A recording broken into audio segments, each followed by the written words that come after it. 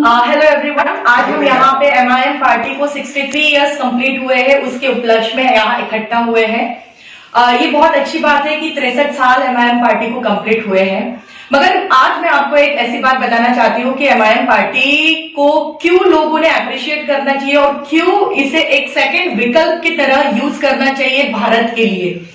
सबसे मेन बात यह है कि जो एमआईएम पार्टी के अभी लीडर है वो बैरिस्टर असदुद्दीन ओवैसी साहब है। जैसे कि मैं हर वक्त बताती हूँ, बैरिस्टर यानी कानून का जानकार, और कानून का जानकार होने की वजह से कॉन्स्टिट्यूशन की बात करते हैं, यानी कि संविधान की बात करते हैं। और संविधान, ये जो संविधान है वो भारत के हर एक लोगों के लिए इसमें राइट्स दिए गए, हक की बात की गई है।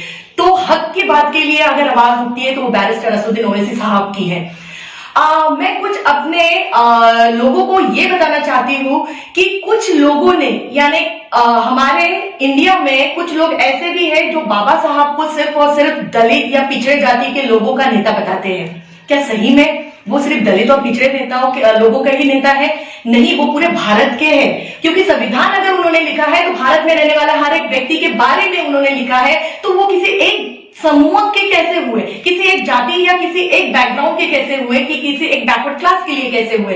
उसी तरीके से आज फिर अगर हम देखते हैं प्रेजेंटली बैरिस्टर असदुद्दीन ओवैसी साहब को भी, जो संविधान की बात करते हैं, जो हक की बात करते हैं, उन्हें भी एक समुदाय का नाम दिया जाता है कि वो सिर्फ मुस्लिम के हक में है। नहीं, ही इज फॉर ऑल। क्योंकि अगर हम संविधान की बात करते हैं, संविधान में राइट सबके लिए दिए गए हैं, इसीलिए बैरिस्टर असदुद्दीन साहब भी सभी के नेता है। आज भारत के लिए ये विकल्प है पतंग, और हमें सच में इसे जुड़ना चाहिए। और जुड़ने के लिए मैं तो बस ये कहूंगी कि किसी भी चीज को अगर जुड़ते हैं या कोई भी चीज में इंटरेस्ट लेते हैं तो उससे पहले आप उनकी स्पीच सुनिए, और वो स्पीच जो वो संसद में करते हैं लोगों के हक के लिए, क्या उस वक्त वो वहां पे जब बात करते हैं तो किसी एक समुदाय को लेके ही बात करते हैं? नहीं।